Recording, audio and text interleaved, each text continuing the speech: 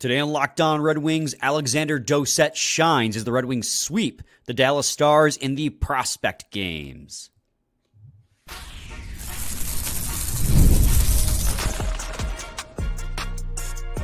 You're Locked On Red Wings, your daily podcast on the Detroit Red Wings. Part of the Locked On Podcast Network, your team every day.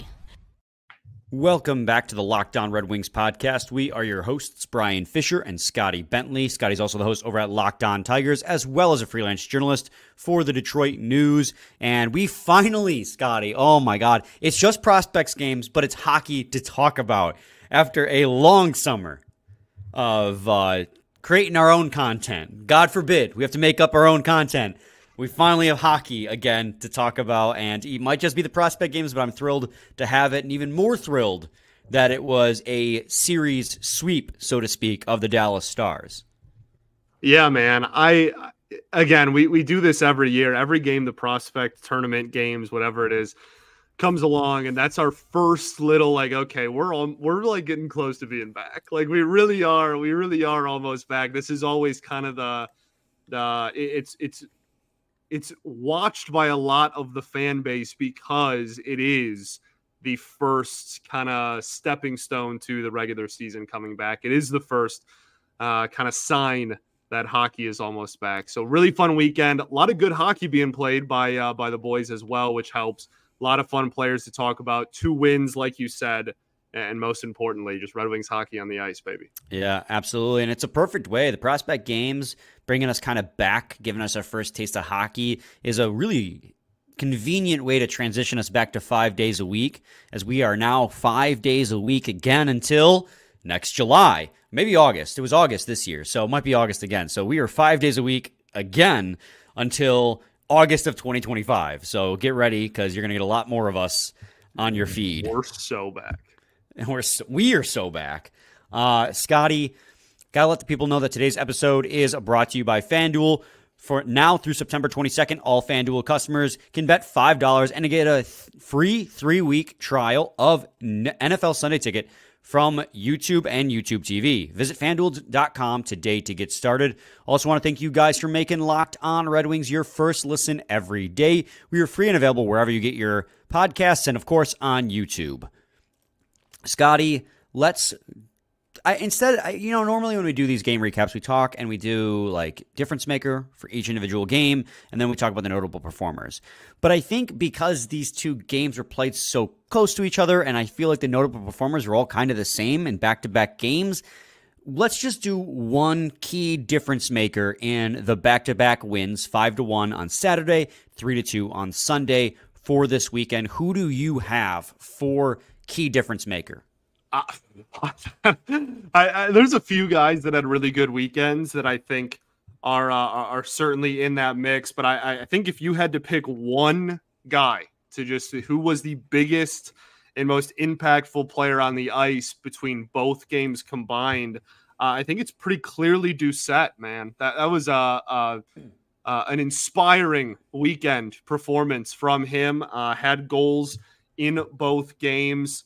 And yeah, honestly, aside from just the goal scoring, was kind of stirring some stuff up in front of the net as well throughout the weekend, which was nice to see. But it just really felt like his line, right? And that's a talented line, right? You're talking about Johannes, Lombardi, and then obviously Doucet. So you're talking about some of the bigger named prospects for sure, but his line was stellar all weekend. Like the three of them, I mean, I'm sure we'll talk about those other two guys, honestly, when we get to notable performances throughout the weekend. But as far as, box score, out of the box score, just kind of all things considered, I think he was pretty clearly the most impactful player on the ice throughout both games, man. 4 goals and an assist for Alexandre Doucet. That second line, as you were saying, I mean, you could even extend the difference maker to that entire second line, really. Yeah. Because they honestly dominated play all weekend long. In this game that happened on Sunday, Doucet, I mean, it was a shot by Johannes that he was just in the right spot, the right time, buried the rebound, and that's kind of like you can talk about if you want to talk about his goals, like. It was kind of like that all weekend long, But that's not to like take away. Like it takes a lot of effort and a lot of, knowledge too, right? Like hockey is a fast-paced sport where pieces are moving very fast, and to know where you have to go, especially when you're playing with guys who, for the most part, a lot of these guys, it's a mishmash. Like guys coming from juniors, guys coming from college, guys coming from the AHL or the ECHL. Like they don't really play together. They've had maybe a few days of practice, if that, before they step on the ice together. For Doucet to know where he has to go time and time again this weekend to bury the goals was great. And his first goal with the on Saturday was because he was trailing Amadeus Lombardi. Lombardi kind of fumbled the puck, went to the corner, and then threw it to Doucet, who filled in his spot where Lombardi was standing for a nice quick shot for a goal. The other goal he scored was an empty netter, but still counts all the same. You still have to go to your spot to win possession to score that goal. So Doucet just continually all weekend long was going to the right spots.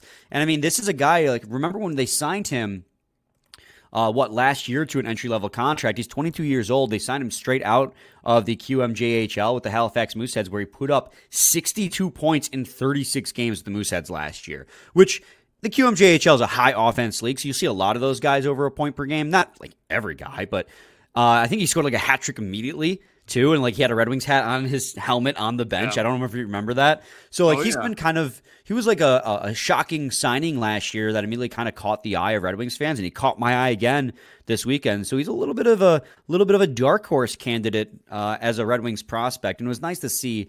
But as is the usual, Scotty, you come with a difference maker, and I can't come with the same difference maker. That's not allowed. So my difference maker is going to be Hunter Johannes, and it's going to be a shocker, the guy who played on his line with him. And you could easily make the argument for Amadeus Lombardi as well. Like Amadeus Lombardi, we said that entire second line was fantastic. I really liked what I saw out of Hunter Johannes. Now, I am aware this is a 26-year-old man. Like, this is a man playing against a lot of like younger in their earlier 20s. Like, this is a guy who is not even a prospect. He was like an invite. I know it's the prospect game, but like I struggle to consider a 26-year-old a proper prospect. But at 6'3", I know they were saying on the broadcast the big thing that they were worried about with him is like his skating. I thought his skating looked great. Now, again, comparatively to the people they were playing, he had a beautiful one-time goal off of a pass from Doucet, just immediately let it rip, and he scored. And then he assisted on 2 of Doucet's goals, I believe, in the first game as well. One of them was in this game. Sorry, it's easy to get them blended together. But he cycled low to high, and then that's when Doucet buried the rebound off the shot. So he was kind of all over the place. I thought his skating looked fine. He was being aggressive. He was using his size. I thought he looked really good. So Johannes was my difference maker on the weekend. Yeah, and again, obviously a great call. That line as a whole, I mean, we've already kind of pumped the tires on them quite a lot. Force of habit whenever I say a tie word to just finish it with Tigers. I mean, I can't blame you from having Tigers on the brain. They just beat the Orioles in the season series. Good weekend.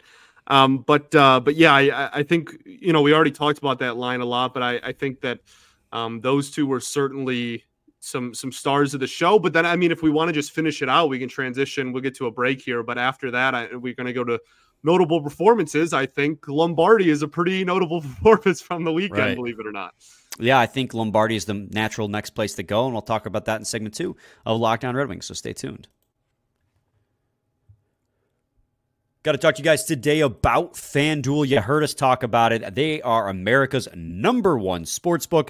Well, we have something a little different for you. Now, through September 22nd, all FanDuel customers can bet $5 and get a 3-week free trial of NFL Sunday Ticket from YouTube and YouTube TV. Then with a YouTube TV base plan, you'll be able to watch every regular season Sunday afternoon out-of-market game.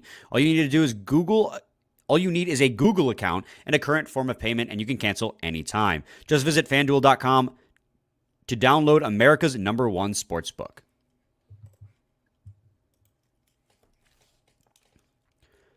Segment 2, Lockdown Red Wings podcast. All right, Scotty. Amadeus Lombardi, if we're going to do a difference maker, a third difference maker, he'd be it, or we could just compress them all together and say the second line was the key difference maker this weekend. What do you think of Amadeus Lombardi's performance?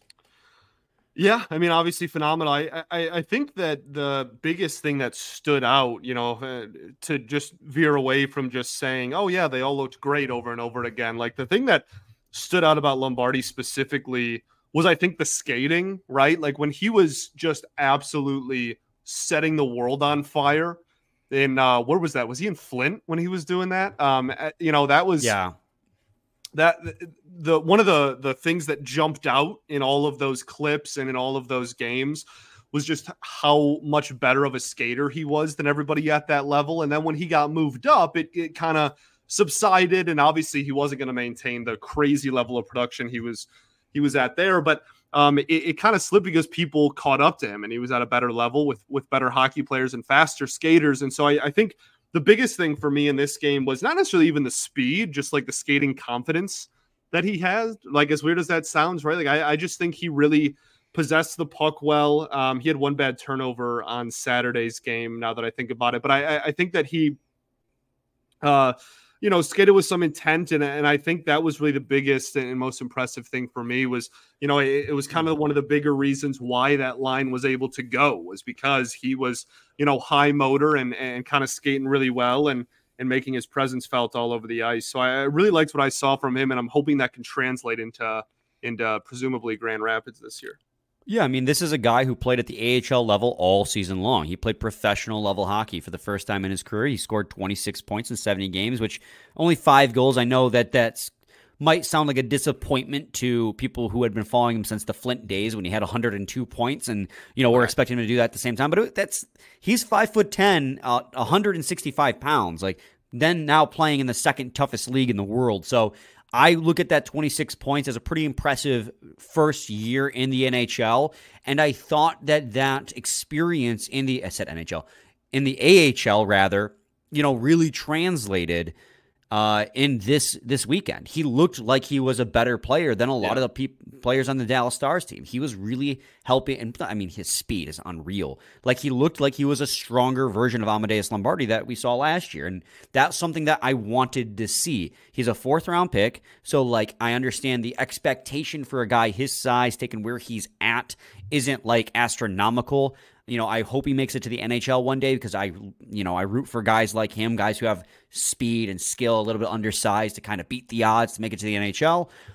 But like, it was really reassuring to see him really use that speed to help set up his opponents, because that's the thing too, is like, they know he's fast, and so they're playing him to be as fast as he is, drawing defenders away, leading to opportunities like Alexandre Doucet got in the first game. Right. So, like, he's using his assets to his advantage, and he's trying to shore up his weaknesses, i.e. his size, by getting stronger. So, this second year, I don't expect him to make the NHL this year, next year, or maybe, like, I don't want to say, like, he'll never make the NHL, because anything's possible and I'm rooting for him, but, like, I am going to be watching closely his campaign in Grand Rapids this year, because I'm excited to see if he can take a step forward with his production now that he has a full year of professional experience under his belt and a full summer to get stronger. Yeah, absolutely, man. I think that those are kind of the two biggest things that I am also very, very excited about him this upcoming season based on what we saw in this one. Absolutely. So that's the difference maker for the entire weekend, was that second line. But that's not to sell short the first line either, which was a little bit of a rotation because Michael brandsegg-nygard got the second day off. Right. That's what we were, as far as we know, they just gave him the day off. Mm-hmm. So I want to know, because Scotty, I was not able to watch the entirety of the first game in which Michael brandsegg-nygard played. I want to know what your impressions of MBN for the first time was. Yeah, I think he looked solid, man. I think he looked really solid. I would have liked to have seen him get another game on Sunday, but I'm sure that was kind of a predetermined, like, we're going to play these people in these games and these people in other games. But I thought he was solid. He had a couple of, puck off the stick moments and whatnot. But I think the one thing that I saw the most, I don't want to say improvement, because what am I basing that off of? But the thing that I was most impressed with, I guess I'll say, was he was pretty solid positioning for the most part. And I think that, he was on the ice for an opportunity that was almost a goal there in the just ridiculous second period that, somehow on Saturday left, it was 1-0 going into the third and then ended 5-2. So wild third period, but a really wild second period for those who watched as well, because there were a lot of opportunities that just weren't capitalized on. And he was on the ice for at least one of those, maybe the other one too. But there was one specific shift I remember where he was out on the ice, and they were the Wings had almost capitalized and almost scored there. So yeah, like I don't know if there's too much to take out of it, right? Like this is kind of a grain of salt type of thing. The prospects tournament as a whole, just because the variance in talent you're going up against varies so much. But I do think that for whatever it's worth, he looked pretty solid out there, and I think that it's as much of reason as any to be excited about him going forward. Right, and I think the most notable thing that happened with MBN is what happened off the ice. Sean Horkoff was quoted as saying that everything is on the table with MBN, that being SHL, AHL, and NHL. And that kind of just really confirmed what we already knew as to be true with the fact that he's over in North America for training camp. That means that he has a shot to make a North American roster, because usually, and we've mentioned this before, if you're an SHL player and you were freshly drafted from the SHL, you're likely going to stay there for a couple of years, i.e. Axel Sandin Pellikka, who last year and again this year stayed in the SHL during training camp because he didn't have an option to come over. So, like, the fact that that's a quote and that he is here means that MBN actually has a legitimate shot to be playing in North America this season, which, I mean, kind of further fans the flames on the hype around the kid, right? Like, everyone all offseason was saying MBN to Detroit, MBN to Detroit. He fits their resume so clearly because of the way he plays and the type of team they're trying to build, and he has this offense that's untapped with that incredible shot. And now they're saying he has a shot. It might be an outside shot. It might be 1%, but he's here for training camp because they think he might actually have a shot to make it on the Detroit Red Wings this season, which is insane to me. Yeah, that's not going to happen. But I do think that it's cool that he's here. He's not making the NHL. I do think it's cool, though, that they are bringing him over, even like if he makes the AHL, right? Like if he's in Grand Rapids to start off the season, that would be something that I didn't expect to happen, and I would take as a huge win for the organization. So, he's not going to make the NHL, but I do think that it's really cool that he is playing in these games. He's getting a legitimate look and has a somewhat, even if it's a small, somewhat of a chance to start off the season in Grand Rapids. Would be a fantastic sign for everybody, for sure. Right. About a couple minutes before we go to break 2. So I want to save talking about Danielson until then and Rychlovsky until then.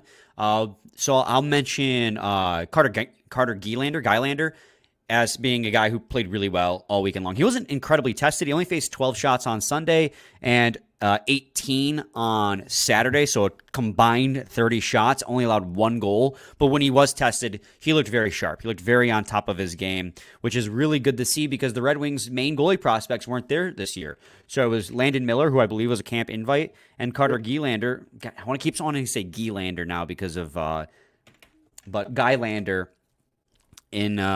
who is a 7th-round pick from 2019. So he's a few years ago. But he performed really well at the Prospects tournament, which is good to see. With people who are his peers, he performed very well this year. It looks like he may be heading to Grand Rapids.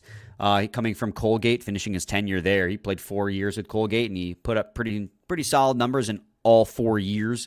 So I think the next step is either there or the Toledo Walleye. So he's looking to make his pro turn, and it was a good start to that campaign. Yeah, for sure. We talked about it when these rosters got announced, that the Wings are just really trying to bolster up goalie depth. That's been a huge focus for Yzerman over the last couple of years because we have seen firsthand 3 years in a row now how quickly goalie depth can evaporate just with 1 or 2 injuries or missed time from somebody. So, always good to give more goalies opportunities to shine. And we know that obviously the big 2 goalie prospects in the organization, but if they can find, even if it's nobody at that caliber, certainly just anybody else to kind of be like a young up and comer that can maybe be some organizational depth, that'd be a huge win. Yeah, absolutely. So we're going to take a quick break. When we return, we'll talk about Nate Danielson and Johannes Rychlovsky. So stay tuned to segment 3 of Locked On Red Wings.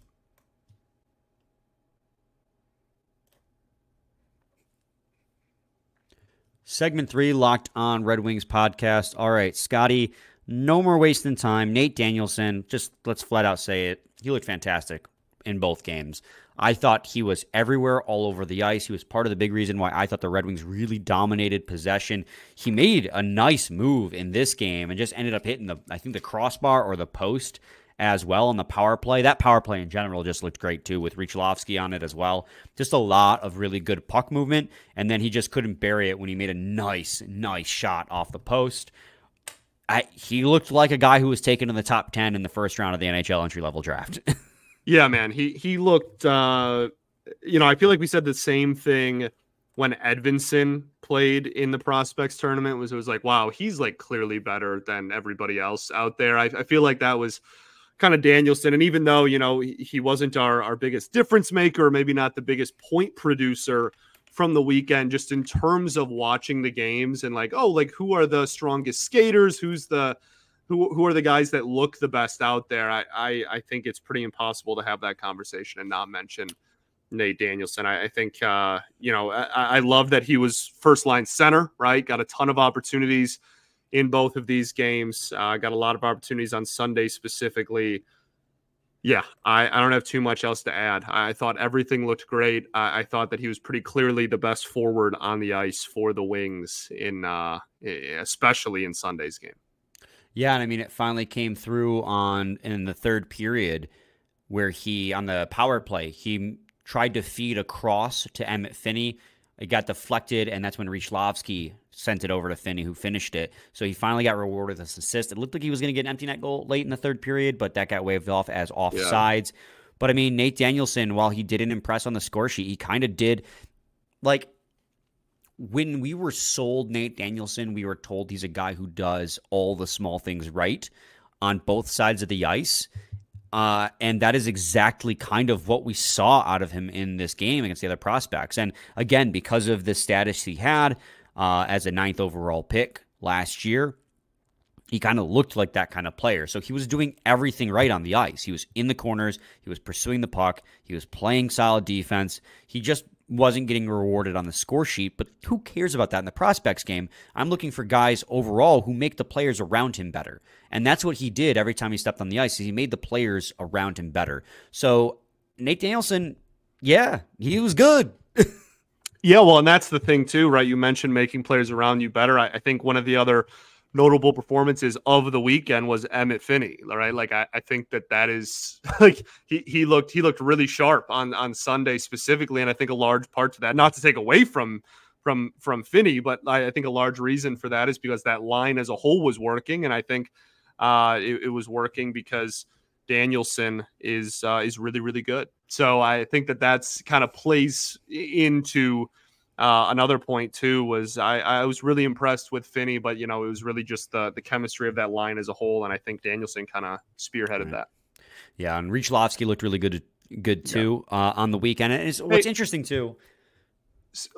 Finish your point, but let's say something nice about a defenseman. We're talking goalies. We've talked about a million forwards. Have we said a single nice thing about a member of the blue line yet this weekend?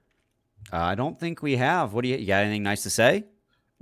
I don't mean that. I don't mean that like snarkily. I'm just saying these are players that stood out. I think honestly, I didn't even come away from watching him thinking, wow, like Shea looked crazy good. I think more it was just cool to see him play, more than anything else, right? But I do think it was cool just to see him out there. The